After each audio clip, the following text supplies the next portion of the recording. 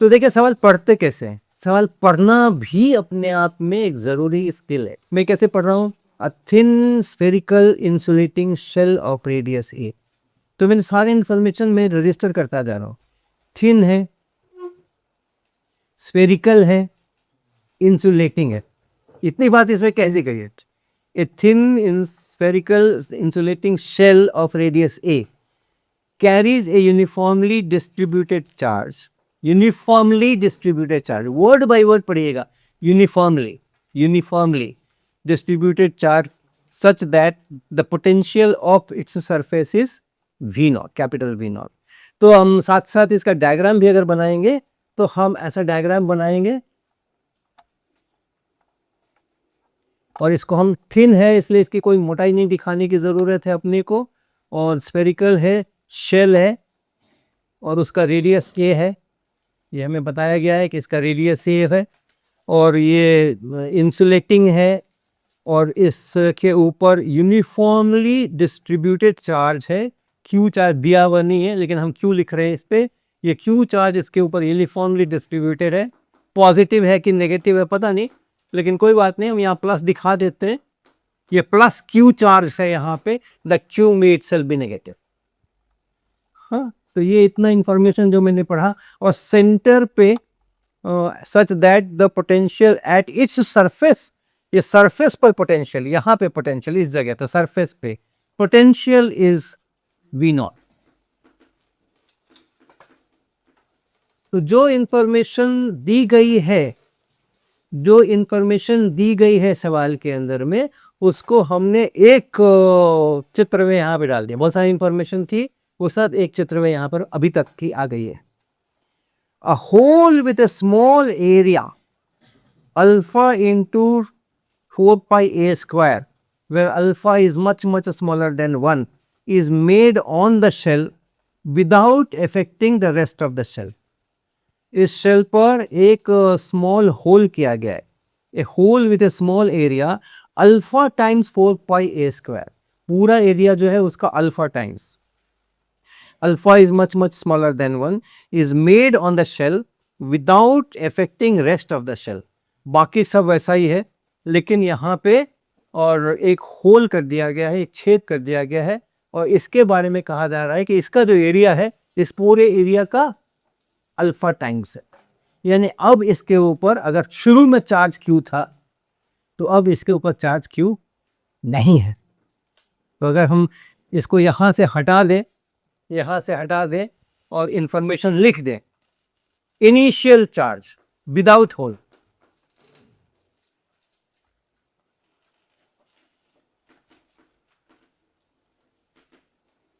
इसको मैं क्यों बोलूं?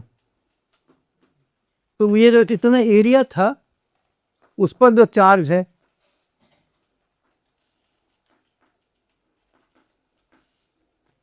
Alpha times 4 pi r square a square, ये टोटल सरफेस एरिया है जिसके ऊपर शुरू में चार्ज क्यू था, उसमें से कुछ हटा दिया गया। तो जितना हटाया गया उस पर कितना चार्ज है इसको अगर देखें तो क्या लिखेंगे बताइए? Q upon Q by alpha,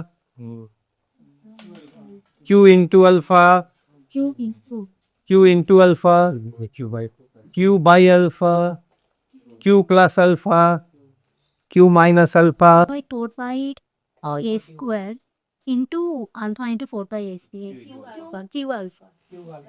Q alpha.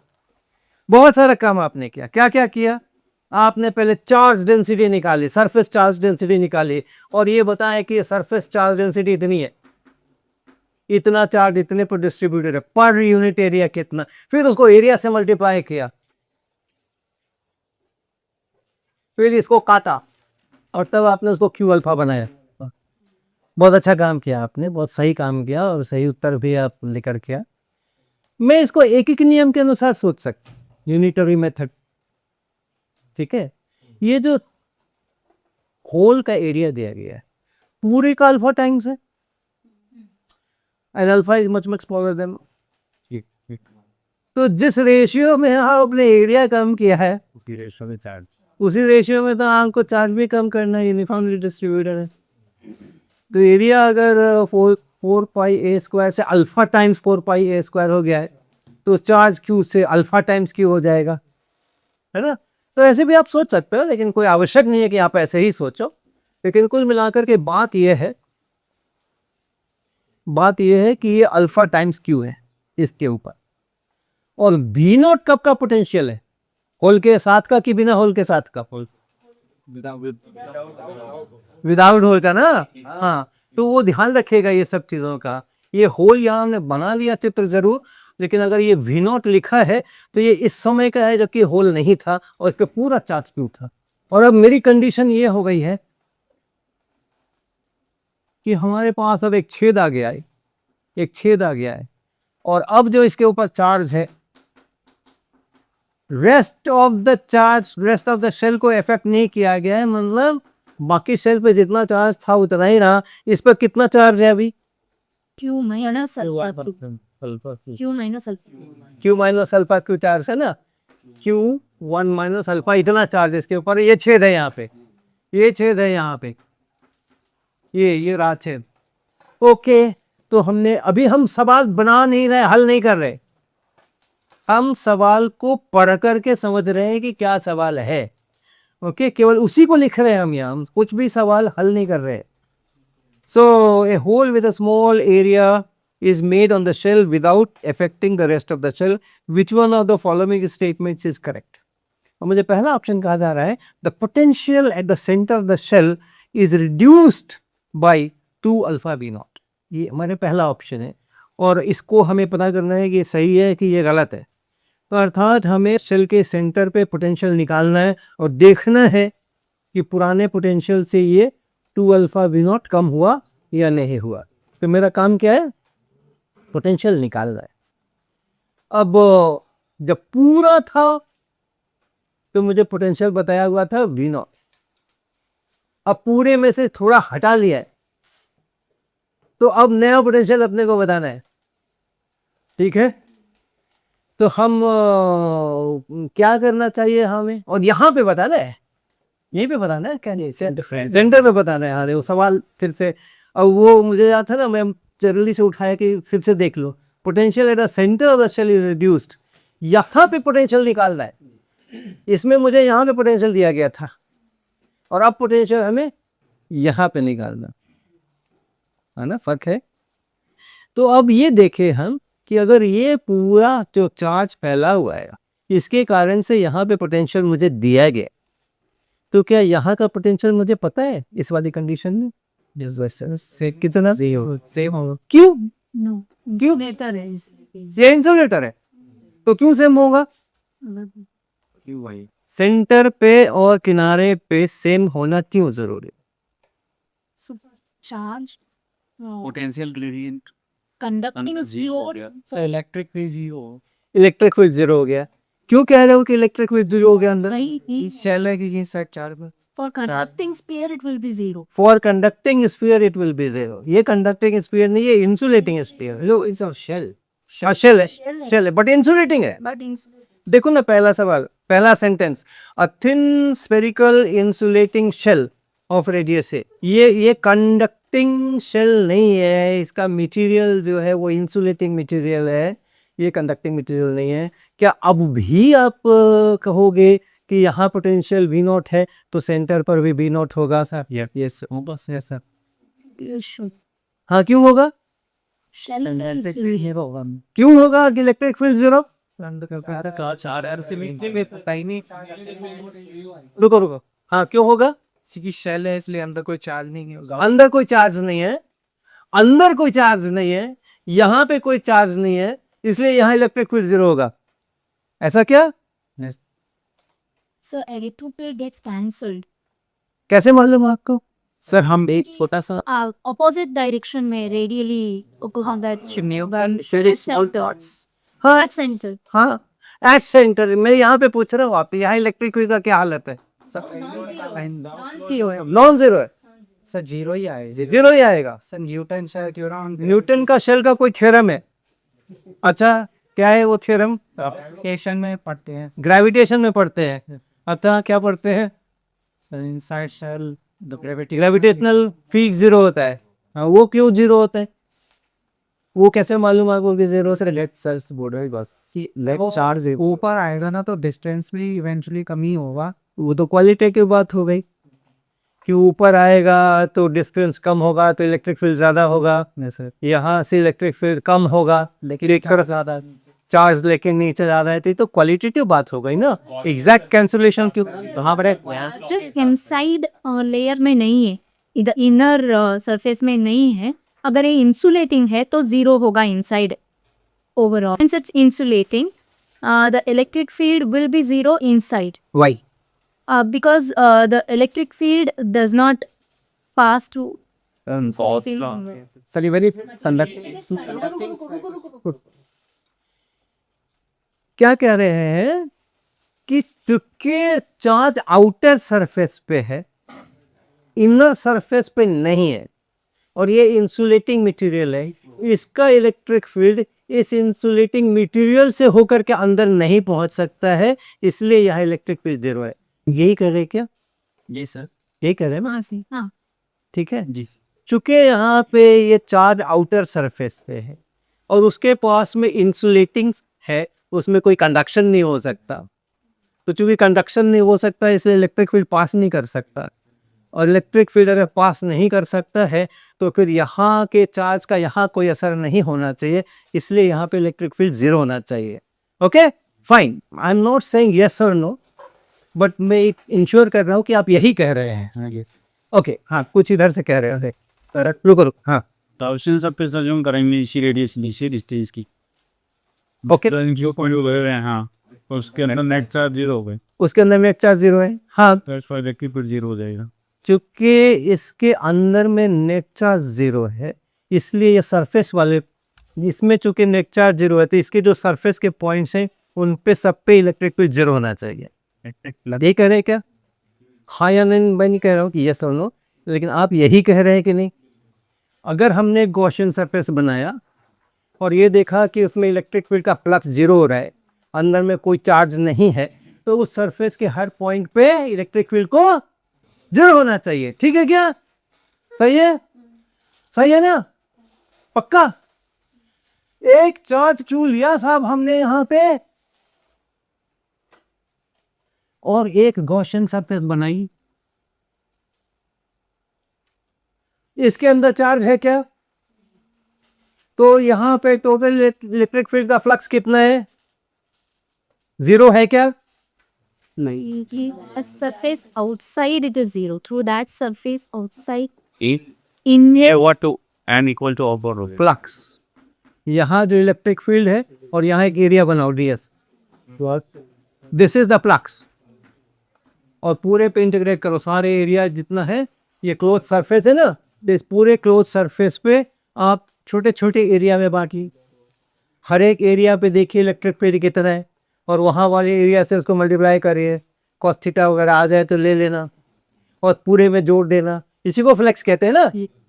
And this is equal to q inside by epsilon naught, ऐसा ही होता है कुछ गॉस थ्योरम, और चूंकि अंदर में चार्ज नहीं है इसलिए दिस इज जीरो।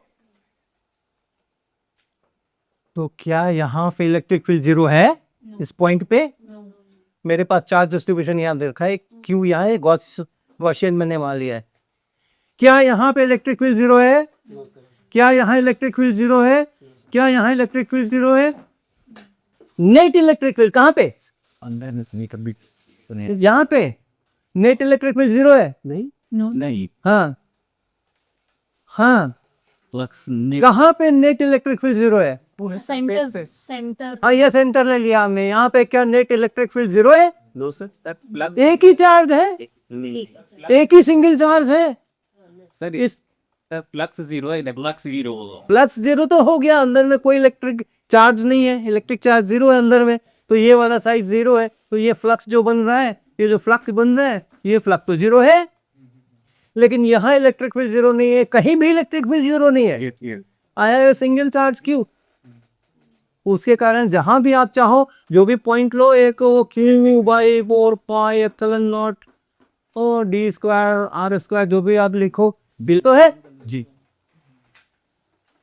तो गॉसियन सरफेस आप बनाए, जैसी मर्जी हो वैसे बनाए, और अगर आपको उसके अंदर कोई चार्ज दिखाई ना पड़े और टोटल फ्लक्स इलेक्ट्रिक फील्ड का जीरो आपको दिखाई पड़े, तो आप ये नहीं मानना कि इलेक्ट्रिक फील्ड उसके सरफेस के हर पॉइंट पर जीरो है, ऐसा आप नहीं मानिएगा।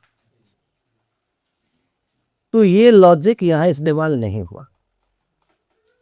अब रुको, देखते हैं अभी और क्या क्या प्रश्न आते हैं। तो यहाँ पे ये इलेक्ट्रिक फील्ड जो है वो जीरो है कि नहीं है? है तो क्यों है, और नहीं है तो क्यों है? सर इलेक्ट्रिक तत्पति में प्लस जीरो होने पे इलेक्ट्रिक फील्ड सिमेट्रिक सर्किट है, तो electric field has to be same everywhere. Electric flux has to be same everywhere. Electric field electric field has to be हर पॉइंट पे इलेक्ट्रिक फील्ड प्ले ऑन बनेगी। कहाँ symmetry है? ये point इससे तो बहुत नजदीक है और इससे इतना दूर है, सेंटर पर थी सिमेट्री। मैं सेंटर के रिस्पेक्ट में ही बोल रहा हूँ। हाँ, सेंटर पे इलेक्ट्रिक फील्ड जीरो होगा। आप कह रहे हैं कि चूंकि सिमेट्री है, यहाँ पे हर जगह बराबर बराबर दूरी के ऊपर चार्जेस है, तो जितना इधर से इलेक्ट्रिक फील्ड आ रहा है उतना इधर से इलेक्ट्रिक फील्ड आ रहा है, तो ये सिमेट्री पॉइंट है। लेकिन ये तो सिमेट्री पॉइंट नहीं है, यहाँ इलेक्ट्रिक फील्ड जीरो है क्या? सर यहाँ भी हो सकती है, हो सकती है, नहीं है कि ना है सर? ये लोग है क्यों, कैसे कह सकते हो निष्पातपूर्वक? तब वो जो गॉसियन सरफेस हम बना रहे थे ये बनाई हमने, जी, कैसे बनाओ, बोलो कैसे बनाओ? एग्जैक्टली इसको लेकर कैसे चलूं? पूरा का बना लिया। तो इस गॉसियन सरफेस के अंदर कि अगर मानते कोई एनक्लोज चार्ज है जिसकी वैल्यू यहाँ जीरो है, उस एनक्लोज चार्ज की वजह से जो फ्लक्स आ रहा है, उस एनक्लोज चार्ज की जो इलेक्ट्रिक फील्ड है वो सिमेट्रिकल है।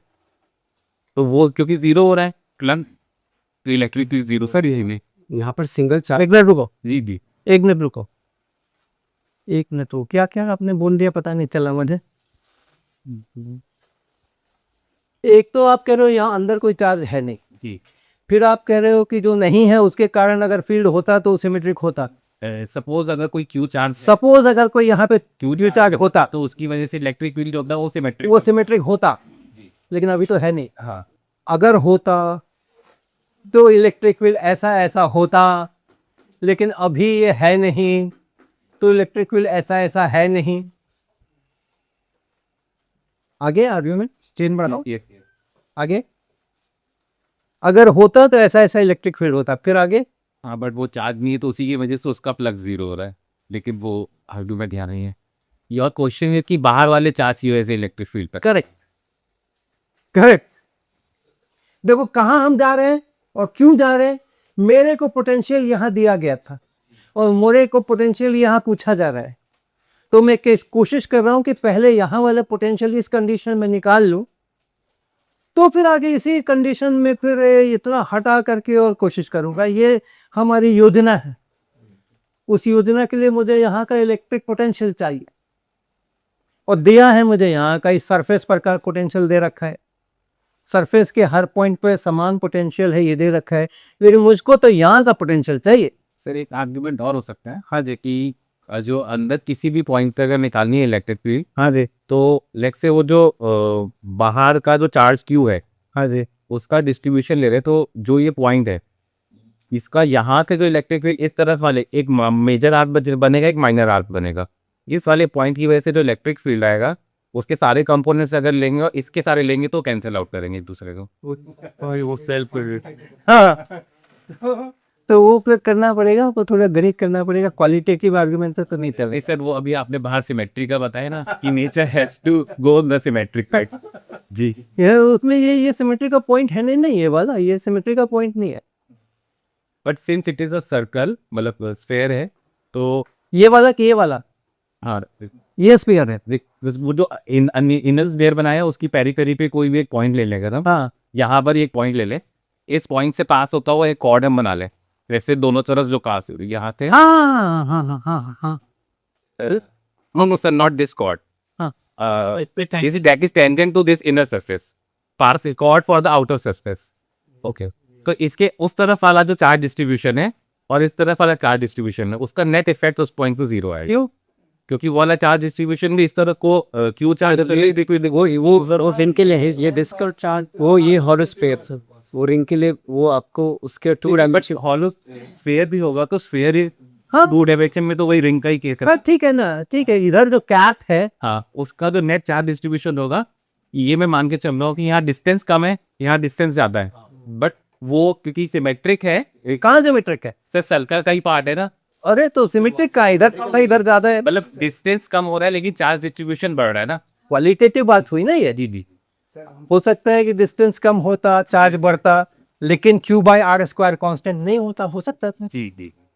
क्यू बढ़ा दो, आर बढ़ा दो, तो जरूरी थोड़ी है कि क्यू बाई आर स्क्वायर उतना ही रहे, सेम प्रोपोर्शन में हो ये। सेम प्रपोर्शन, वो भी एक देखने का बात है। So when we consider conducting sphere, outside the conducting sphere, if we want to find the electric field, we assume the entire charge is placed at the center, and we consider the distance. So, with a single charge, we get the solution. So यहाँ भी ऐसा कर सकते हैं कि entire charge is located at the center, and we find the electric field at a point. क्या कह रहे हैं मैडम? कह रहे हैं कि हम लोग जब बाहर के लिए करते हैं, ये एक यूनिफॉर्मली चार्ज डिस्ट्रीब्यूशन अगर है, यूनिफॉर्म, ये अंदर में बना रहा हूँ, ये अंदर नहीं है, सरफेस पर है, ये सरफेस तो ऐसे है ना, तो पूरे सरफेस के ऊपर ये चार्ज है, शेल है ये भी, और बाहर के पॉइंट पर मुझे चाहिए होता है, तो यहाँ कंसीडर तो हम कहते हैं इस पूरे को सेंटर पे मार लो और पॉइंट चार्ज वाला इक्वेशन इस्तेमाल करिए और यहाँ पे फील्ड लिख लो। ऐसा ही हम यहाँ कर सकते हैं क्या? यहाँ का इलेक्ट्रिक फील्ड चाहिए मुझे, इस पूरे को अपने सेंटर पे मान लूँ क्या, और फिर वो पॉइंट चार्ज वाला इक्वेशन लगा के इलेक्ट्रिक फील्ड निकाल लूँ क्या? जो काम वहाँ किया था वही काम यहाँ कर सकता हूँ क्या? कर सकता हूँ क्या?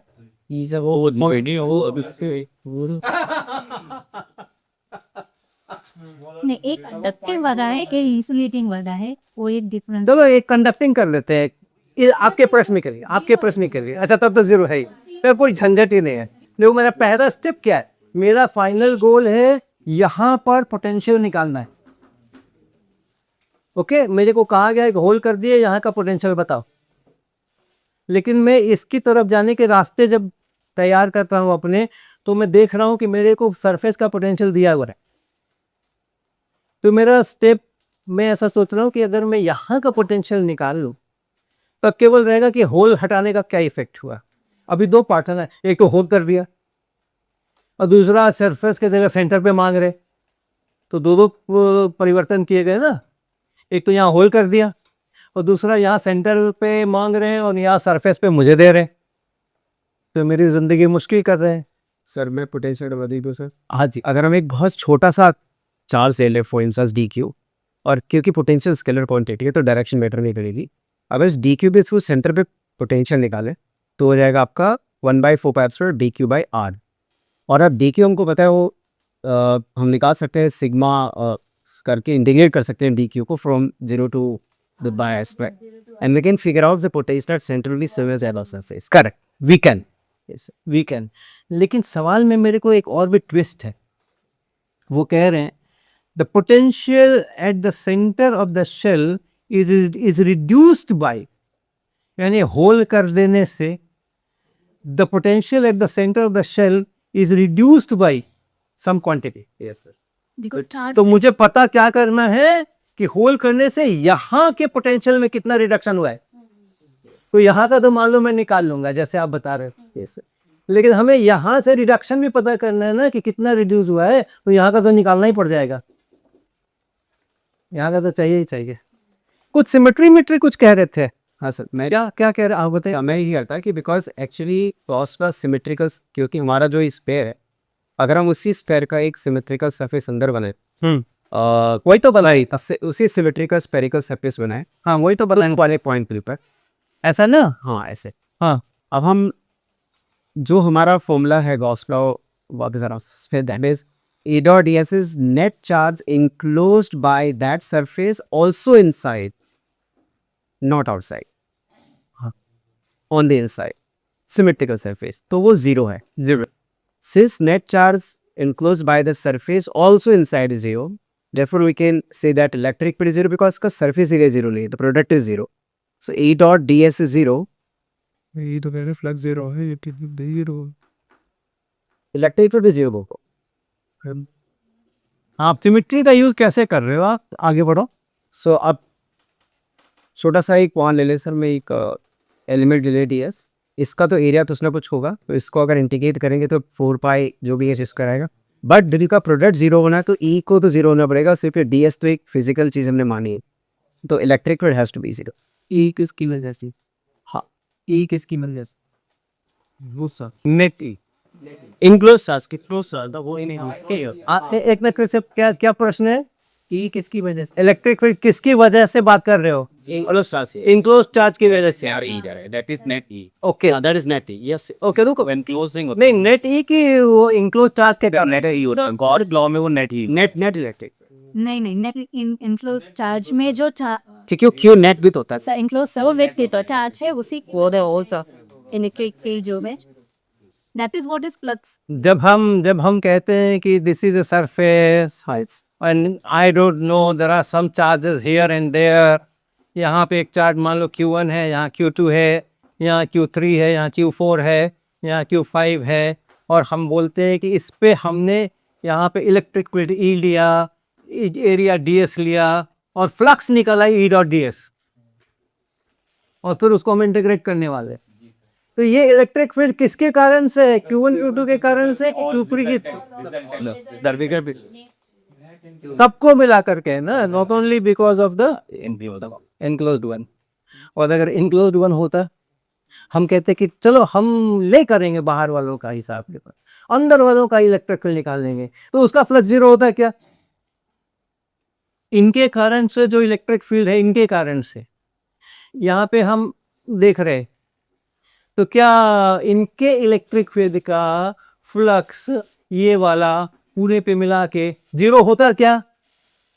नहीं होता, अगर दोनों इक्वल अपोज तो अनलेस हो प्लस वन। हाँ ये पूरे का मिला के ये है, जो कुछ भी है ये नेट रिजल्टेंट फोर्स ही है, ये फील्ड है। ओके, तो बताओ भाई सिमेट्री कैसे चली?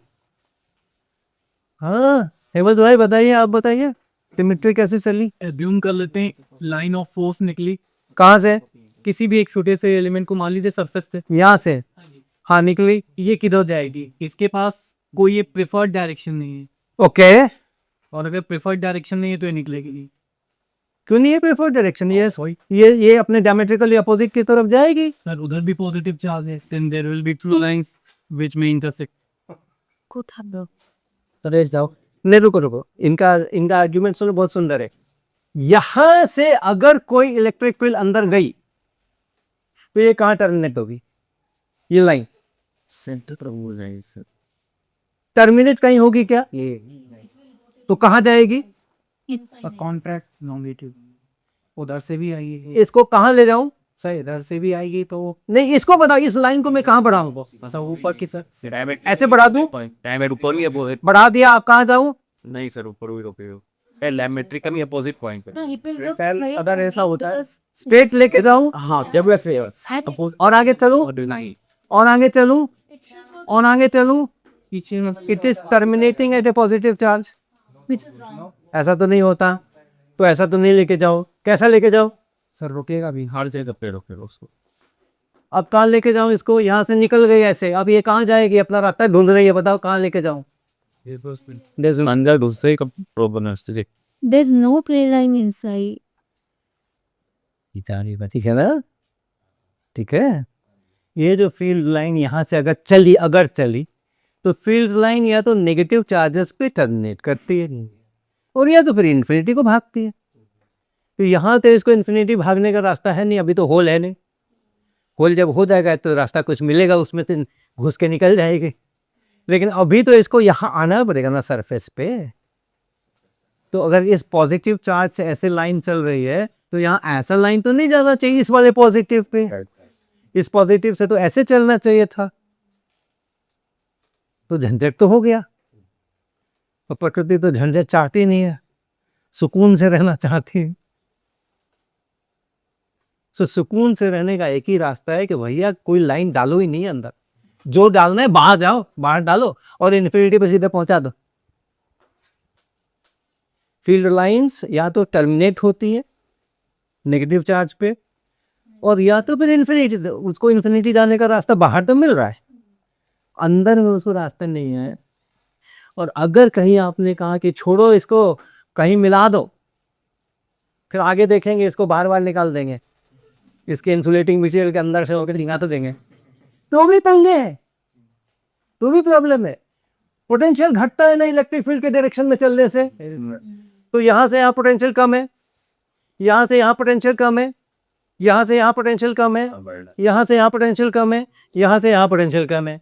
लेकिन मेरे को दे रखा है कि सारे सरफेस पे पोटेंशियल एक ही है, दे रखा है ना कि सरफेस पे पोटेंशियल V0 एक वैल्यू दे रखा है मुझे, तो ये भी प्रॉब्लम है। आप वो करके लाओगे तो वो पोटेंशियल तो बराबर रहेगा ही नहीं पूरे सरफेस के ऊपर, कोई रास्ता नहीं। Electric field has to be zero. Okay sir इसका मैथमेटिकल रीजन यही है कि वो नेट इफेक्ट जीरो आ रहा है सारे चार्ज डिस्ट्रीब्यूशन का। आप जो कह रहे हो ना वो एकदम सही कह रहे हो। आप ये कर रहे हो कि इस पॉइंट पे देखते हैं हम, तो यहाँ पर अगर हम ऐसे एक सरफेस लेते हैं और उसकी पेरीफेरी से ऐसे कोन बनाते हुए चलते हैं, ऐसे कोन बनाते हुए चलते हैं, तो इतने चार्ज के कारण से जो यहाँ पर फील्ड है इधर के डायरेक्शन में, उसके बाद इतने चार्ज से जो यहाँ है फैंसी, वो कैंसिल करते हैं। कूलम्ब्स लॉ से शुरू करके आप ये प्रूव कर सकते हो, कूलम्ब लॉ से शुरू करके आप ये प्रूव कर सकते हो, और इसलिए वो जीरो है। तो वो आर्गुमेंट आपका बिल्कुल सही है, लेकिन आपको करना पड़ेगा। वो करना ये नहीं कहो कि यहाँ से यहाँ चार्ज ज़्यादा है और डिस्टेंस भी ज़्यादा है, इसलिए इधर का Q/R² उधर का Q/R² को बराबर होना पड़ेगा, ऐसा नहीं है। मैथमेटिकली कर ऐसा नहीं है, Q बढ़ गया R बढ़ गया, उससे क्या हो सकता है? Q/R कांस्टेंट हो जाए, हो सकता है Q/R³ कांस्टेंट हो जाए। गॉस लॉ से कुछ नहीं कर सकते हो, गॉस लॉ से कुछ नहीं कर सकते हो। क्या कर सकते हो गॉस लॉ से, हम बताते हैं। फिर से आप प्रकृति के सिमेट्रिक पसंद को आजमाइए। मान लीजिए इस पॉइंट पे अपने को चाहिए, हमने एक ये स्फेरिकल सरफेस यहाँ बना लिया। अब यहाँ अगर इलेक्ट्रिक फील्ड है तो कोई एक डायरेक्शन होगा। ये पूरा मामला सिमेट्रिक है, ये पूरा बाहर का मामला पूरा सिमेट्रिक है। Only the radial line is a special line. इसके अलावा कोई ये वाला लाइन लोगे तो ये वाला खड़ा हो जाएगा कि मुझ में क्या कमी है, और ये 2 डिमेंशन में नहीं है, 3 डिमेंशन में बहुत सारी लाइनें खड़ी हो जाएंगी, मुझ में क्या कमी है। ठीक है, so this is the only special line. अगर इलेक्ट्रिक फील्ड होना है तो इसी लाइन पे होना है, तो या तो ऐसे होना है और या तो ऐसे होना है। मान लो ऐसे होना है। अब जो सिचुएशन यहां है, क्या वही सिचुएशन यहां नहीं है? नहीं है क्या? वही है ना। तो यहां अगर बाहर की तरफ इलेक्ट्रिक फील्ड है तो यहां भी बाहरी की तरफ होना पड़ेगा ना। और जो सिचुएशन यहां है, क्या वही सिचुएशन यहां नहीं है? इसके सामने जैसे चार्जेस दिखाई पड़ रहे हैं, इससे दूर जैसे दिखाई पड़ रहे हैं, इस पॉइंट के लिए भी अगर मैं सोचता हूं तो इसको जैसा यहां दिखाई पड़ रहा है, इसको वैसा ही यहां दिखाई पड़ रहा था कि नहीं? और इसको जैसा इधर दिखाई पड़ रहा था, इसको इधर दिखाई पड़ रहा था कि नहीं? तो इस पॉइंट में क्या फर्क है भाई? ठीक है, इस सिमेट्रिक सिचुएशन के कारण से आप यहां पॉइंट अगर लेके कहते हो कि रेडियली आउटवर्ड, तो यहां भी रेडियली आउटवर्ड करने के अलावा आपके पास कोई उपाय नहीं है। तो यहां भी रेडियली आउटवर्ड, यहां भी रेडियली आउटवर्ड, यहां भी, यहां भी, यहां भी, क्योंकि ये सारे पॉइंट्स जो है ना एकदम एक जैसे हैं। बाहर में एक यूनिफॉर्मली चार्ज स्फेरिकल शेल है और भीतर में उसी के पैरेलल हम चल, बस इधर से 1 सेंटीमीटर घुसे हैं तो इधर से भी 1 सेंटीमीटर, इधर से भी 1 सेंटीमीटर, इधर से भी 1 सेंटीमीटर। तो ये सारे पॉइंट बिल्कुल एक जैसे हैं, इक्विवेलेंट है। जितने मैग्नीट्यूड का यहाँ इलेक्ट्रिक फील्ड उतने ही का यहाँ, जितने में उतना ही का है, उतने ही का यहाँ। इधर रेडियली आउटवर्ड तो इधर भी रेडियली आउटवर्ड। ऐसा अगर इलेक्ट्रिक फील्ड करना है, अब गॉस लॉ लगा लो, अब गॉस लॉ लगा लो। ये सारा फ्लक्स जब निकालोगे तो इट विल बी पॉजिटिव और नेगेटिव। फ्लक्स सारे पॉजिटिव है। कहीं भी आप ds लीजिए, ई डॉट ds, ये पॉजिटिव है। ये जो इस इलेक्ट्रिक फील्ड का मैग्नीट्यूड है इनटू ये एरिया, हर जगह पॉजिटिव है। तो जोड़ करके, तो इसलिए अंदर का टोटल चार्ज गॉस लॉ के अनुसार पॉजिटिव होना पड़ेगा, और है नहीं। होना पड़ेगा और है नहीं, तो ऐसे वाले इलेक्ट्रिक फील्ड हमें लेने का अधिकार नहीं है। कॉन्ट्राडिक्टरी। नेगेटिव इलेक्ट्रिक फील्ड ले लो, उल्टा ले लो, उल्टा ले लो, सारे एरो पलट दो। ऐसे है क्या? अगर यहाँ ऐसे है तो यहाँ पे ऐसे होना ही पड़ेगा, यहाँ पर ऐसे होना ही पड़ेगा, यहाँ पर ऐसे होना ही पड़ेगा, यहाँ ऐसे होना ही पड़ेगा, यहाँ ऐसे होना ही पड़ेगा। अब ई डॉट डी एस सब मिलकर के जीरो है क्या? पॉजिटिव है या नेगेटिव है या जीरो है? नेगेटिव है, लेकिन अंदर में चार्ज तो है ही नहीं, तो ये भी नहीं चलेगा। तिरछे ले नहीं सकते हो, तिरछे ले नहीं सकते हो, एक तरफ आउटसाइड ले ले, एक तरफ इनसाइड ले ले, ये कर नहीं सकते। आप ये तो कर नहीं सकते कि इधर वाला तो ऐसे रहेगा और इधर वाला ऐसे रहेगा। क्यों भैया? इसमें क्या फर्क है? इसमें क्या फर्क है? कोई उपाय नहीं है। अंदर का पूरे हर जगह का इलेक्ट्रिक फील्ड जीरो मानना ही पड़ेगा, कंडक्टिंग हो या इंसुलेटिंग। ओके। दूसरी चीज, कंडक्टिंग और इंसुलेटिंग में क्या फर्क है? जो इलेक्ट्रिक फील्ड होता है वो किसके कारण से होता है? इलेक्ट्रिक फील्ड कौन पैदा करता है? चार्जेस पैदा करते हैं ना, चार्जेस पैदा करते हैं। जो फ्री जो चार्ज, अगर चार्ज डेंसिटी है तो उससे इलेक्ट्रिक फील्ड पैदा होता है। तो वो कंडक्टिंग है इलेक्ट्रिकली कि बिना कंडक्टिंग है, इंसुलेटिंग है? अगर चार्ज उतना है उसके ऊपर, एक छोटा कंडक्टर मैं ले लूं और उस पर चार्ज कहूं इतना, और एक छोटा इंसुलेटर ले लो उस पर कहूं चार्ज इतना, उतना ही चार्ज दिया, उसी जगह पे रखा, तो जो इलेक्ट्रिक फील्ड बनना है वो तो चार्ज के कारण से बनना है ना। तो कंडक्टर हो या इंसुलेटर हो, एक चार्ज डिस्ट्रीब्यूशन ही इलेक्ट्रिक फील्ड पैदा करता है। कंडक्टर नहीं पैदा करता, इंसुलेटर पैदा नहीं करता। इलेक्ट्रिक फील्ड सिर्फ और सिर्फ चार्जेस पैदा करते हैं, या फिर मैग्नेटिक फील्ड में टाइम के अनुसार चेंज वेज हो रहा हो तो दूसरी कहानी है वो। तो इसलिए जो कंडक्टिंग स्फीयर के लिए आप कहते हो, अगर चार्ज वैसा का वैसा है तो इंसुलेटिंग के लिए भी एग्जैक्टली वही कार्य है, because electric field is produce only by the charges. वे चार्ज डिस्ट्रीब्यूशन सेम है, same sigma on a spherical shell, तो वो स्फेरिकल शेल इंसुलेटिंग हो और या फिर conducting. So, but if it is a solid sphere, हाँ फिर Okay. Conducting. it changes motion. हाँ बताओ क्या होता है, बोलो। सॉलिड स्फीयर है, ये सॉलिड स्फीयर है। Okay. Solid conducting and solid insular. हाँ ओके, सॉलिड कंडक्टिंग, और ये वो उतने ही रेडियस का, उतने ही रेडियस का, यहाँ तक नहीं कराना, उतने ही रेडियस का, ये insulating, insulating, same radius, same shape, same sphere. Charges को क्या करूं? Charge distribution will be different. अगर चार्ज डिस्ट्रीब्यूशन डिफरेंट हो गया तब तो इलेक्ट्रिक फील्ड डिफरेंट हो गई। Electric field depends on the charge. If we say charge Q is distributed uniformly Or as on pe- the on the solid surface, sphere, solid conducting and solid insulating, the distribution will be different. आप uniformly distributed किसको कहते हो? आप इस पर depend करता है। Conducting में तो आप मजबूर हो, सारा का सारा सरफेस पर ही डिस्ट्रीब्यूट होना है, अंदर जाना नहीं। लेकिन इंसुलेटिंग में you have choice, It can be आप चाहो तो यहाँ पूरा का पूरा रख दो, इसके सरफेस के ऊपर रख दो। इंसुलेटिंग है, कहीं जाएगा नहीं, वही रहेगा। आप चाहो तो ठूस ठूस के अंदर भी इंजेक्ट कर दो, जहाँ आप चाहो तो अंदर में वो सिरिंज में चार्ज भर करके और इसके अंदर ठूस दो तो अंदर भी घुस जाएगा, आपके ऊपर है। अगर यहाँ का डिस्ट्रीब्यूशन सेम कर दिया आपने, आपने कहा नहीं मैं केवल सरफेस पर ही डालूंगा, और जितना चार्ज इसके सरफेस पे, इस पे तो आप डालोगे तो खुद ही सरफेस पे आ जाएगा। यही फर्क है, यही फर्क है। इस पे आप क्यों चार्ज डालोगे, आप भीतर भी घुसा के डालोगे तो सरफेस तो खुद आ जाएगा, इंडक्शन कंडक्टर जैसे भी आ रही है पाइप शेल, जैसे भी आ जाए। लेकिन अगर यहाँ पे सरफेस पे आ जाए और यहाँ पे आपने सरफेस पे डाला है तो इलेक्ट्रिक फील्ड दोनों का सेम होना है। same. जो इसके कारण इलेक्ट्रिक फील्ड होना है अंदर बाहर, वही इसके कारण भी इलेक्ट्रिक फील्ड होना है अंदर बाहर, because field is produced by the charger, field is produced by the charges. अब आपको एक और कहानी याद होगी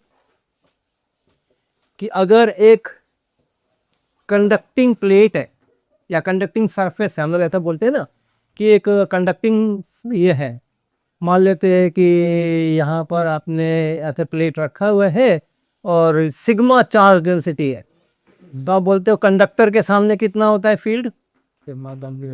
अगर ये कंडक्टर है तो उसके सामने फील्ड कितना होता है? Conductor theme is conductor thin conductor. ये होगा ठीक में कंडक्टर में हाँ, थिक में या थिन में? ठीक में थिक में, थिक में। 2 एप्सिलॉन सिग्मा बाय 2 कंडक्टिंग में भी हाँ कंडक्टिंग अगर थीम है एकदम 4 सीट जब लेते हैं नेक्चर तो 2 एप्सिलॉन नॉट हो गया 4 सीट किया तो वो 2 सकते सर तो दो सूत्र चलते हैं ना, एक सिग्मा बाई 2 एप्सिलॉन चलता है और एक सिग्मा बाई एप्सिलॉन नॉट चलता है। आप कहते हो कि एक लेयर के कारण से एक प्लेन के ऊपर अगर चार्ज लेयर है सिग्मा वाला, तो उसके कारण से सिग्मा बाई 2 एप्सिलॉन। फिर आप ये भी कहते हो दोनों तरफ नेचुरली, इधर इधर ऐसे और इधर ऐसे। और फिर आप कहते हो कि कंडक्टर हो इनसाइड 0 इज लूज और ये यहाँ पर ये उसी तरीका का ये है और उसी तरीके का ये यहाँ पर ये सिग्मा है, तो क्या बोलते हैं सिग्मा बाई एप्सिलॉन।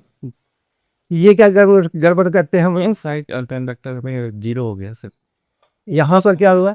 और प्लीज सर वहाँ दो सरफेसेस पर चार्ज डिस्ट्रीब्यूट होगा। हाँ, अगर आपने जितना चार्ज इस पर डाला, मान लो आइडेंटिकल ज्योमेट्री के दो प्लेट्स ही है, एक कंडक्टिंग प्लेट है एक इंसुलेटिंग प्लेट है, जो भी थिकनेस है जो भी मर्जी हो आइडेंटिकल। एक चार्ज आपने इस सरफेस पे ला के रख दिया, कंडक्टर है, वो खुद ही घूम करके आधा उधर चला जाएगा।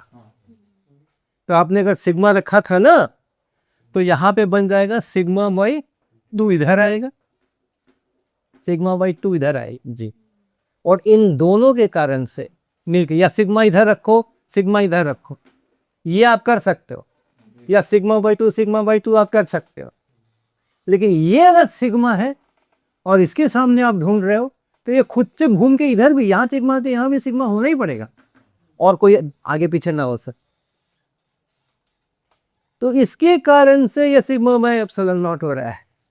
इस सिग्मा के कारण से तो है वही जो यहाँ था वही है, लेकिन इस सिग्मा के कारण भी यहाँ पर है नेट इफेक्ट और इसलिए वो सिग्मा बाई एप्सिलॉन नॉट हो रहा है। कंडक्टिंग होने का इतना ही मतलब है कि आपने एक सरफेस पे सिग्मा आप डाल नहीं पाओगे।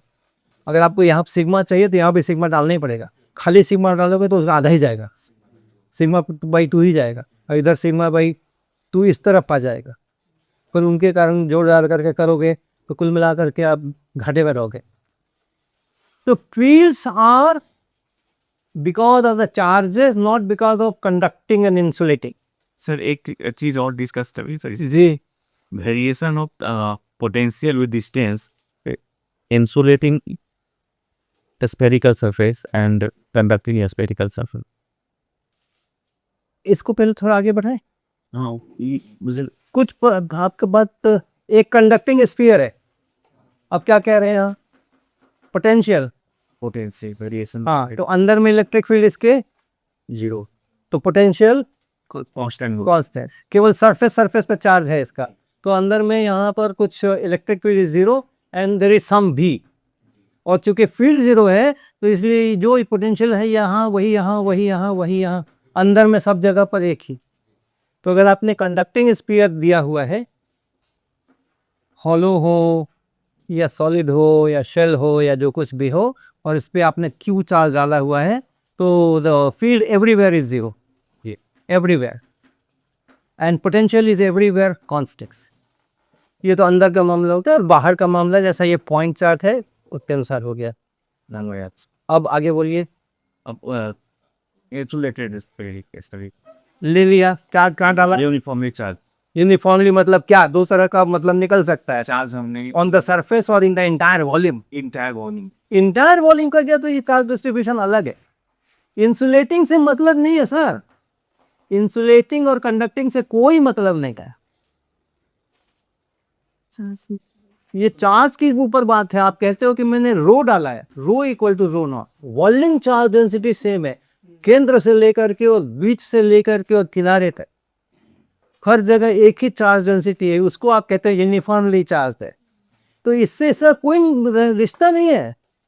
ये तो चार्ज डिस्ट्रीब्यूशन केवल सरफेस पे था, ये चार्ज डिस्ट्रीब्यूशन पूरे वॉल्यूम में, इसका अपना अलग से कहानी होगी, इसकी अपनी अलग से कहानी होगी। उसमें तो हम लोग वॉल्यूम में नहीं दे सकते सर, नहीं दे सकते हैं ना, इसमें भी हम चाहते तो नहीं देते, लेकिन जिसमें अब दे दिया तो आपने नया चार्ज डिस्ट्रीब्यूशन बनाया, तो उससे क्यों तुलना कर रहे?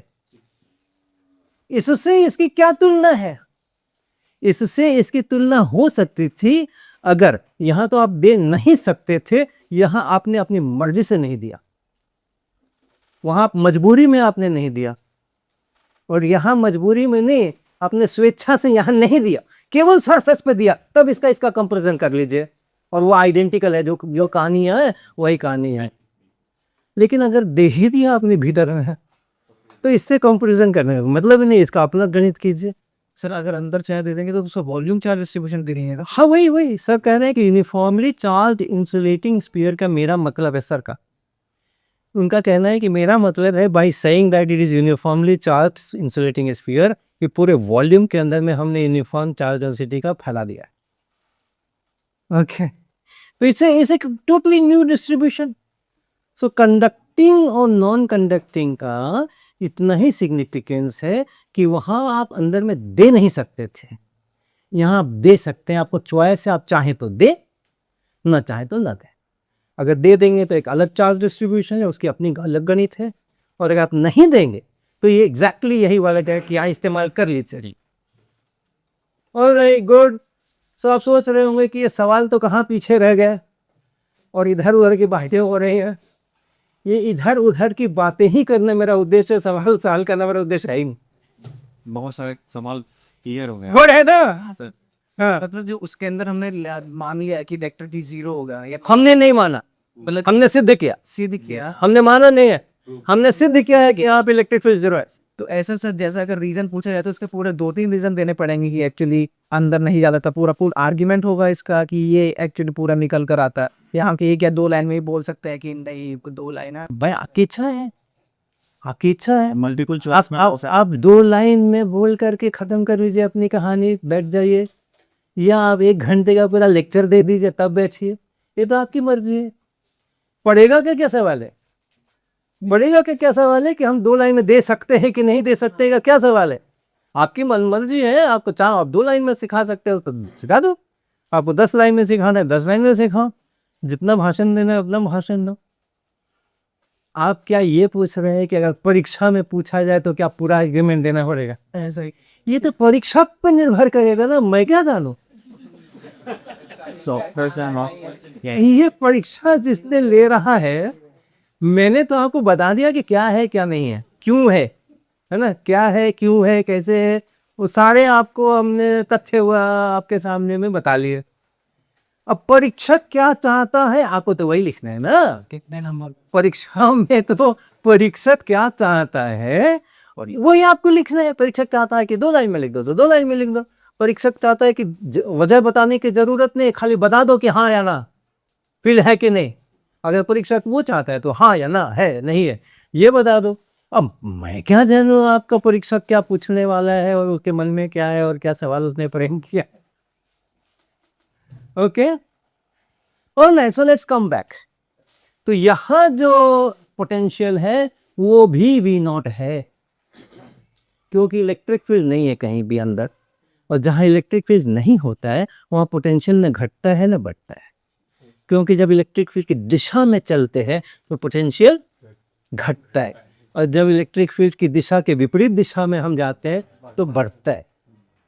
तो यहाँ इलेक्ट्रिक फील्ड है ही नहीं, तो न घटेगा कहीं न बढ़ेगा कहीं, जो है वही रहेगा। और सरफेस पे मुझे दिया गया था कि पोटेंशियल इतना है, तो अंदर में सेंटर पे यहाँ से हर जगह पे ये इतना ही रहने वाला है। अब यहाँ से कितना रिड्यूस हुआ अगर हमने होल कर दिया, ये है ना आगे का क्वेश्चन, यहाँ से हमने होल कर दिया तो कितना रिड्यूस हुआ, तो यहाँ निकालते हैं और निकाल करके इसको घटा वटा करके बता देते हैं कि कितना रिड्यूस हुआ। अब इसको निकाले कैसे, इसको कैसे निकाले, अब यहाँ का पोटेंशियल कैसे निकाले, छेद हो गया है और उस छेद के ऊपर इतना चार्ज है जो हट गया यहाँ से, ये इतना पोर्शन मैंने काट के हटा दिया, इतना चार्ज मैंने कम कर दिया, कितना चार्ज टोटल बचा यहाँ पे, Q1 minus R was इसके कारण से अब यहाँ का पोटेंशियल लिखना है। Sir D not on my कसो V not, on minus directly location ठीक है, क्योंकि हर जगह से बराबर बराबर आ रहा था ना, हर जगह से बराबर बराबर, इतने में से आ रहा था, अब इतने ही में से आ रहा है, फिर वही एक एक नियम है, फिर वही एक एक सर खेलिया थे सर तो यहाँ जो पोटेंशियल आ रहा है वो वी नॉट तो into one minus alpha decrease, तो जो कितने से डिक्रीज हुआ, कितने से डिक्रीज, वी नॉट था, b mine V naught into one minus alpha हो गया। वी नॉट हाँ, तो ये वी नॉट अल्फा से डिक्रीज हुआ है, रिड्यूस हुआ है। और मेरे ऑप्शन में कहा गया था the potential at the centre of the shell is reduce by 2 alpha V naught, so A option is wrong है, इस पे टिक नहीं लगाना है। अभी एक चौथाई सवाल बना है 4 ऑप्शन से। अब अगले ऑप्शन को तो पढ़ते हैं, बी, ये ठीक है ना। तो पूरे सवाल का जो चेन ऑफ आर्ग्यूमेंट है वो एक बार रिवाइज कर देते हैं। हमें कहा गया था कि एक इंसुलेटिंग शेल है, शेल है मतलब अंदर में कोई पदार्थ नहीं है, अंदर में पदार्थ नहीं तो अंदर में चार्ज भी होने का सवाल है, चार्जेस हमेशा पदार्थों के ऊपर ही रहा करते हैं, तो सारा चार्ज सरफेस पे है, ये हमने पढ़ा, सवाल पढ़ के समझा है, सारा चार्ज सरफेस पे यूनिफॉर्मली डिस्ट्रीब्यूटेड है। और फिर हमें दिया गया था कि सरफेस का पोटेंशियल दिया गया था, तो हमने वहाँ से केंद्र का पोटेंशियल लिखा वी नॉट, क्योंकि हमने ये बता कर दिया कि हाँ भाई अंदर में इलेक्ट्रिक फील्ड नहीं हो सकता, सिमेट्री से कर लो, गॉस लॉ से कर लो, गॉस लॉ की सिमेट्री से करो, या फिर जैसे फील्ड लाइन कहाँ टर्मिनेट होंगी उससे करो, अंदर का हमने पोटेंशियल निकाल, एक पार्ट हो गया, दूसरे पार्ट में छेद हो गया है, उतना चार्ज हट गया, तो उसके कारण जो पोटेंशियल हो रहा था उतना कम हो गया। ऐसा भी कर सकते थे हम, खाली उतने ही के कारण से पोटेंशियल लिख लेते, उतना ही तो कम होगा, बाकी तो था ही, तो करके हमने उसका पूरा कर लिया। तो ये हमारा लाइन ऑफ थॉट होता, उसके अनुसार हम काम करते, टोटल कुछ सेकंड के अंदर में काम हो जाता ना। ठीक है सर, ज़्यादा टाइम क्या लगना था, ज़्यादा टाइम क्या लगना था, 10 सेकंड 15 सेकंड लगना था इसके अंदर में। हमने 1 घंटा भी लगाया है क्योंकि हमने बहुत सारा हमने डिस्कशंस किए हैं उसके ऊपर, और वो ज़रूरी था ताकि आगे सवालों में 10 ही सेकंड लगा करें। अब देखो बी ऑप्शन आपके स्क्रीन पर भी है, the magnitude of electric field at the centre of the shell is reduced by alpha V naught by 2 alpha. अब इलेक्ट्रिक फील्ड पूछा जा रहा है कि सेंटर पे इलेक्ट्रिक फील्ड कितने से रिड्यूस हुआ, right. The magnitude of the electric field at the centre of the shell is reduced by alpha V naught by 2 alpha. तो हमें इलेक्ट्रिक फील्ड निकालनी है। यहाँ कितना इलेक्ट्रिक फील्ड था जी, यहाँ से कितना रिड्यूस हुआ वो पूछ रहे, तो यहाँ कितना इलेक्ट्रिक फील्ड है वो मुझे निकालना है, ठीक है। कितना इलेक्ट्रिक फील्ड होगा यहाँ पे, रिड्यूस होगा या बढ़े, रिड्यूस होगा कि बढ़ेगा, ओके ओके ओके। हम पॉजिटिव चार्ज सारा लेके चल रहे हैं ना, कैपिटल वी नॉट को हमने पॉजिटिव मान करके चला हुआ है, नेगेटिव हो तो हमें कोई हर्ज नहीं है। हम कहेंगे साहब अल्फा वी नॉट से रिड्यूस हुआ, वी नॉट अगर नेगेटिव है तो अल्फा वी नॉट से इंक्रीज हो, तो हम तो पॉजिटिव लेकर के अपनी कहानी करेंगे, और जो आंसर आएगा वो केवल पॉजिटिव के लिए नहीं आएगा, पॉजिटिव नेगेटिव सबके लिए आएगा।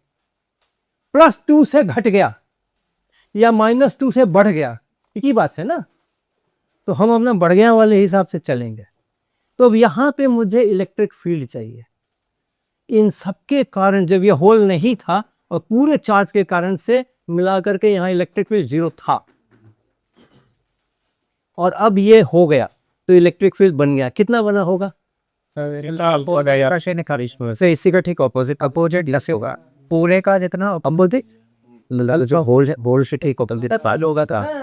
हाँ, आपकी बैटरी क्वालिटी है, हाँ, तो उसको अगर हाँ उसको अगर बहुत कम चार्ज मानना तो चार्ज निकाला हाँ तो मैं रखते इतने के कारण कितना फील्ड था यहाँ के, यस बस इस पर चार्ज कितना है, इतना है ना, और ये डिस्टेंस है a, तो इसके कारण से इस सेंटर के ऊपर फील्ड कितना है, हाँ क्यू अल्फा बाई 4 पैसे वो अपन होता है इतने इलेक्ट्रिक फील्ड है ना, किधर, इसके कारण, इसके कारण अंदर की इधर इतना, इसके कारण यहाँ पे इतना फील्ड है, किधर, अभी आउटवर्ड और इसको हमने हटा लिया है, मतलब इतने फील्ड को हमने पहले से घटा दिया, तो इतने के कारण से कितना फील्ड है, दोनों मिलके 0 है। हाँ, तो जो rest of, this is because of alpha Q के कारण से ये, और रेस्ट ऑफ के कारण जब लिखेंगे भाई ये माइनस ही रहती। और ये हमारा रेडियल आउटवर्ड है, और इसको हम कहेंगे ई। अब जो ये वाला ई है, दूसरा ई है, ये हो गया alpha Q by 4 pi epsilon not a into a, इतना ही हुआ ना, किधर,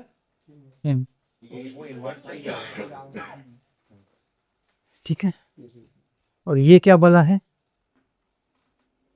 ये क्या बला है, वी है अपना। तो this is alpha times V naught, divide bye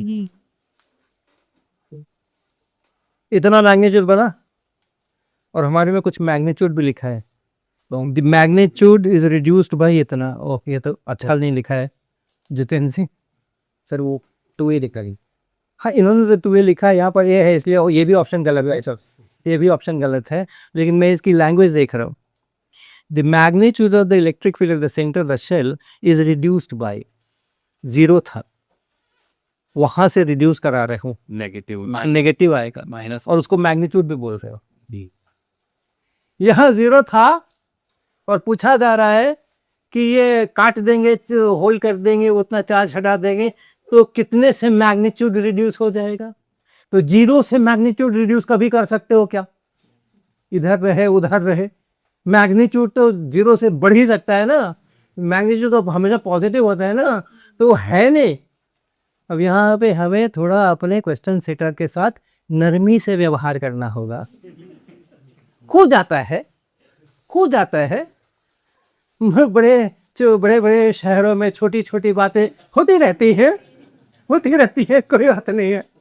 वो मतलब ये है कि मैग्नीट्यूड कितने से बदल जाएगा, ये मतलब था। तो मैग्नीट्यूड इतने से बदल रहा है, और 2a जो लिखा गया इसमें लिखा गया है वो गलत है, तो ऑप्शन बी भी। अब ऑप्शन सी पढ़ते हैं, ऑप्शन सी पढ़िए अपने स्क्रीन पे। The ratio of the potential at the centre of the shell to that of the point a by 2 from the centre towards the hole is, कुछ लिखा है 1 minus alpha by 1 minus K alpha. The ratio of the potential, सवाल 2 बार 3 बार 4 बार पढ़ लेना, लेकिन सवाल में क्या कहा जा रहा है वर्ड बाय वर्ड पता होना चाहिए। The ratio of the potential at the centre of shell, यहां जो पोटेंशियल है, यहां जो पोटेंशियल है, the ratio of the potential at the centre of the shell to that of the point at small a by 2 from the centre towards the hole, यानी हम कहाँ जा रहे हैं, from the centre towards the hole, a by 2 distance जा रहे हैं, ये इस पॉइंट पर, यहां का पोटेंशियल V2 है।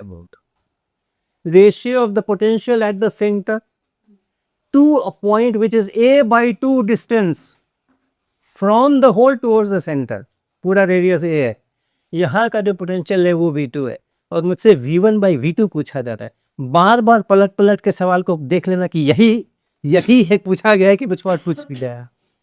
The ratio of the potential at the centre of the shell to that of the point at a by 2 from the centre towards the hole, ठीक है ना, ये बना ना, यही V1 बटा V2 हमें निकालना है, ठीक है। तो सर ये भी तो बात हो सकती है कि ये सेंटर तब की बात कर रहे हैं जब ये होल नहीं था, दोबारा जब होल कर दिए, नहीं एकदम दो समय तो generally people are very clear about, वो लिखते हैं, जैसे उन्होंने ऑप्शन ए में लिखा था, या 2 सिचुएशन दिए और उसके बाद कहा कि सेंटर का पोटेंशियल कैसे रिड्यूस हुआ, क्लियर है। इसी तरीके से यहाँ है अब सी ऑप्शन में the ratio of the potential at the centre of the shell to that of the point, एक ही सिचुएशन में है वो, एक ही सिचुएशन में, तो हम इसी सिचुएशन में है, होल्ड करने के बाद का ही सिचुएशन है, उसी में दोनों का हमें करिए। यह तो हमने निकाला था ना अभी, कितना निकला था? B naught into one is हाँ, तो इसको ए कह दो। अच्छा ऐसे लिख, V1 is equal to, B naught into one minus N. ये तो अभी निकाला ही था, अब यहाँ निकालना है, V2 निकालना है। कैसे निकाल? इलेक्ट्रिक फील्ड वन को पे चार्ज डिस्ट्रीब्यूशन के ही कारण से है ना, यहाँ भी चार्ज डिस्ट्रीब्यूशन के ही कारण से है ना। इस पूरे के कारण से यहाँ कितना था पता है?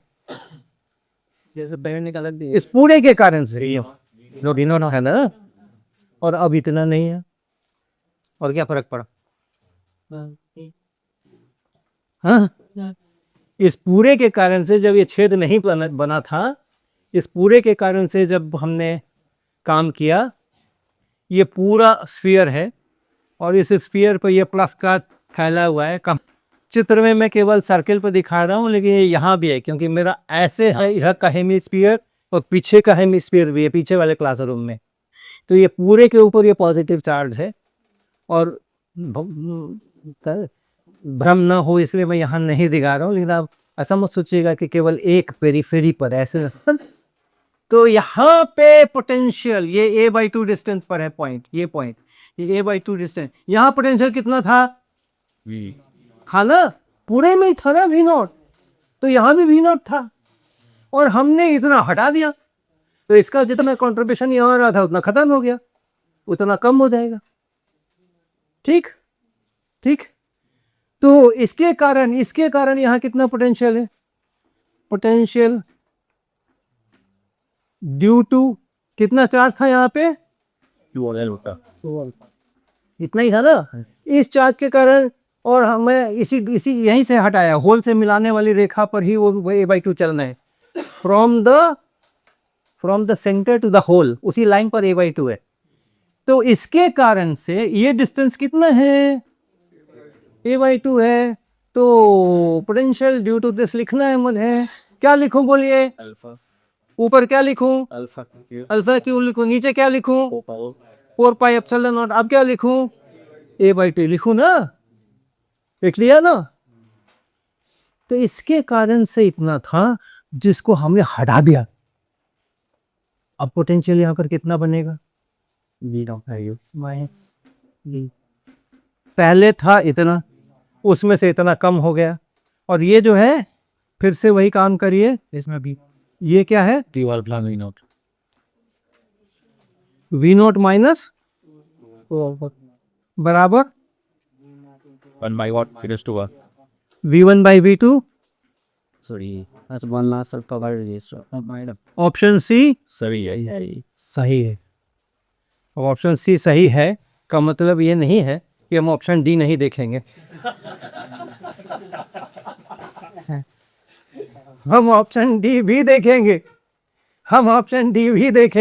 हमें तो सीखना है। हाँ बिल्कुल, हमें तो सवाल सीखना है ना। ये भी more than one option correct है सर, तो देखना ही पड़ेगा। नहीं, इसमें है वही की ऑप्शन करेंगे, ऊपर लिखा रहता है, लिखा हुआ है actually. Only one of these 4 options is the correct answer, लिखा हुआ है इसके ऊपर।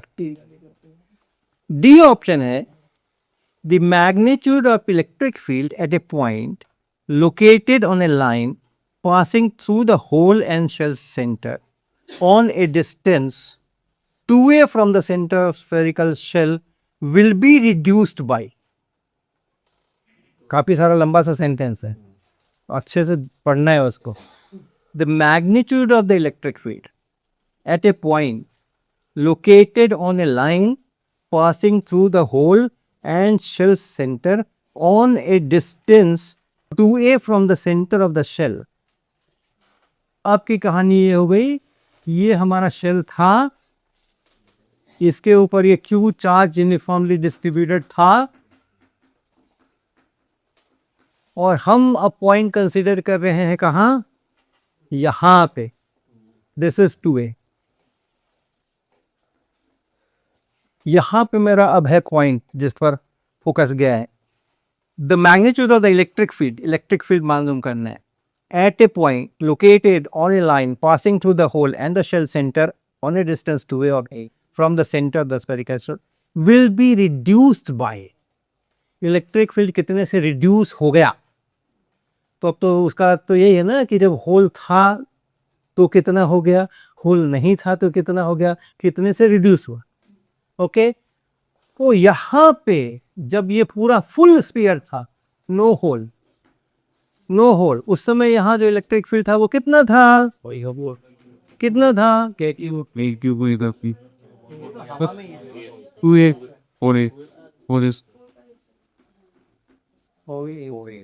के भी लगाऊं क्या? नहीं अच्छा, इसी को के बोल रहे थे, 1/4 पाई एप्सिलॉन नॉट को ही के बोल रहे थे। 4a स्क्वायर से 4a वो 16 हो जाएगा टोटल 16 हाँ, अभी इतना था, अब हमने कोई बना दिया, q टाइम्स अल्फा हटा दिया, तो q बाई अल्फा के कारण से यहाँ कितना था, ये है अब होल, ये because of q, due to q था ये, है ना, कोई होल नहीं है और ये इतना था। अब q अल्फा के कारण ड्यू टू q अल्फा, हाँ, उसके कारण से जो E है वो कितना है, q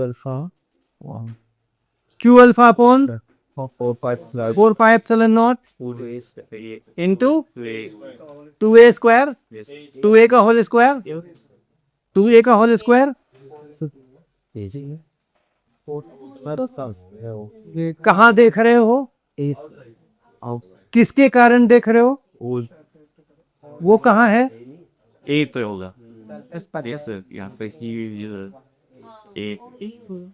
ये हो गया ना, इसी को तो हटा रहे हैं ना, इसी को तो यहाँ से काट के हटा रहे हैं। तो यहाँ का इलेक्ट्रिक फील्ड कितने से रिड्यूस हुआ ये पता करना है, तो इसका जो कंट्रीब्यूशन था वो हट गया भाई।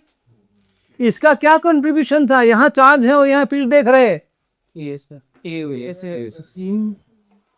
ठीक है, इतना इसका कंट्रीब्यूशन था और सब कुछ एक ही डायरेक्शन में था।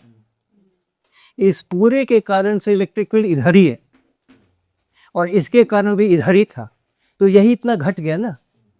So it is reduced bye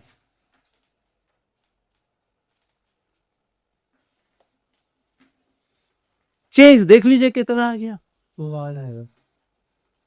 तो और क्यों याद रखना, this is V not, alpha V by आ गया sir, alpha V not by a, ऐसा आएगा।